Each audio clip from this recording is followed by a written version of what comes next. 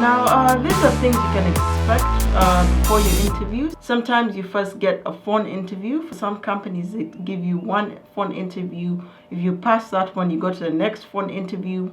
If you pass that one, then you get to the in-person interview. That's when you go to the office. And usually the phone interviews are 1 hour each. So you make sure that you're well rested the night before. Your connection is good where you're at, and that will boost your confidence. And try to dress up, get up and actually dress up, and that will give you energy. And another thing I'd also suggest is during the interview, make sure you're not disturbed, make sure you're not in a loud place, and that will help you pass the phone interviews. Sometimes they need you to have a stable internet connection, because sometimes they have that collab edit where they can see what you're doing. Remember, it's just an editing software, editing platform, so it's not for compiling, and they just want to see how you work out the problem. And if you pass those phone interviews, you go to the in-house, that's at the company's headquarters or place that they want to do the interview from, and those are usually quite long, so get your rest beforehand, a lot of rest, and make sure you have a good breakfast before. Make sure you wake up in time. Have your outfit ready. I'd suggest have your outfit for the interview a week before the interview or a few days before the interview. That will reduce your panic levels before the interview. And yeah, make sure you're rested, eating good, and you have your transport ready. Don't be late. That's important. At least get there 20 minutes earlier. You'd rather wait in the lobby, but don't be late at all. And those are usually 3 hours long, or 4 hours, or even 5 hours. So get ready for a long stay there. But once you're energetic and confident, you won't feel the strain of the hours. You will just be excited and full of adrenaline, and that will help you a lot through the interview. Keep your excitement levels high. And because they want to see it, once they see you're excited, that will give them as well, that will give you, I think, more chances of getting an interview. Another thing I'd suggest is a week before your interview, maybe you've gotten that good call, especially before the in-person interview, have your look through the notebook that you've been compiling for the past month, read through everything, and go through the mock interviews on the whiteboard. Now you're using the whiteboard a lot more. Talk out loud, work out each problem as you're speaking out loud. Don't keep quiet as you're solving the problem. Pretend you're actually in the interview. That's a week before. So every day you do that, you speak out loud. So even though you're by yourself, you still speak out loud and pretend like your audience are your interviewers. So that is all and more before the interview. Now we're going to during the interview. So you're there, you're excited. Remember, your breakfast is good. Make sure you don't eat a lot and not so little, just enough to last you through those 3, 4, 5 hours. And have a smile on your face, look enthusiastic, look excited to be there, dress properly. Usually software developers, you can wear khakis and maybe usually smart casuals. It just depends on the company culture, so study the company culture.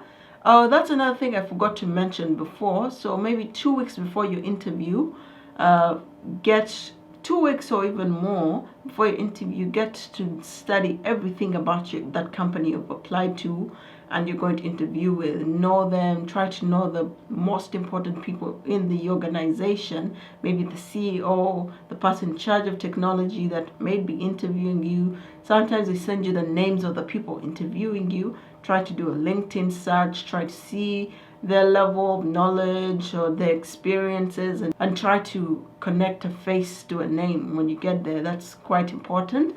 Back to during the interview, try to be alert. So if someone tells you their name, try to memorize that name and try not to forget it at the end.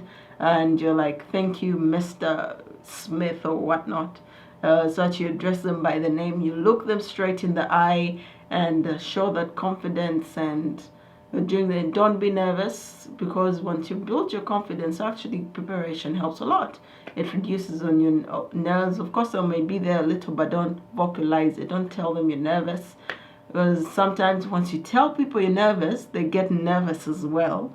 So try not to fake it till you make it. Fake the confidence till it actually becomes part of you, and through the interview from one to the other, usually you go from one team to the next, so each team is an hour, then the next team an hour, next team is an hour, so you go through each of them, and by the end of the process you'll be worn out, but try to leave everything at the table. What do I mean by this? Explain to the core. Don't pretend maybe they know this. Of course they do know it, but they want you to talk to them about it, about a problem. If they give you a problem, tell them the two methods you can use. You can use brute force, you can use recursion. Walk them through brute force before you actually write it down. Walk them through recursion before you write it down. Tell them about the big annotation. Explain to them how you use it, or what for that particular problem, is it O1, is it ON, things like that. And then at the end of the interview, say thank you so much. Be thankful, and mean it. Thank you so much for your time. And then you go to the next interview, say to repeat the same process. Once you're done, I'd suggest you get a big meal, a big good meal, just to refresh you out. And by the end of the day, you can either do it at the end of the day or the next day, where you send thank you emails. That's important. Thank you emails to your interviewers. Thank them for their time. I can maybe leave a link to in the description for maybe a template that you can use, a generic template, but try to make it your own so that they know that it's sincere, not one of those you just pulled off the internet. So that's just to give you a scope. And yeah, mainly after the interview, you usually wait. It can be a couple of days, but it's usually under a week. That's when you'll get your feedback from one, maybe HR or one of your interviewers, telling you that you got the job. If you didn't get the job, you can just send a thank you email, thank them for your time, and as well you can ask the person, when can I apply again? Because usually these things, they do go through people like that, where you don't get the first one, but the next one you try again, you actually do get it, because you're more used to the process. Maybe this was your first time, you're your second, and or you just didn't have a good day, so you get like a redo. You'll be more prepared by then, and you know what steps to take to prepare, and what kind of questions they ask maybe, and so that will be good for you. And yes, so that is basically it.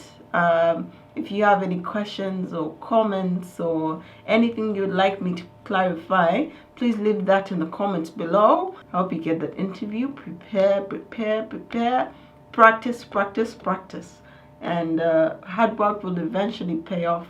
Sometimes, like myself, I didn't get my first ones, but you just keep at it. Keep working. Hard work, put in the work, sacrifices are important, and you'll get the fruits of your labor when you're actually doing the job that you want to do, and it's giving you satisfaction. Okay, bye guys, and I'll see you next time. Bye.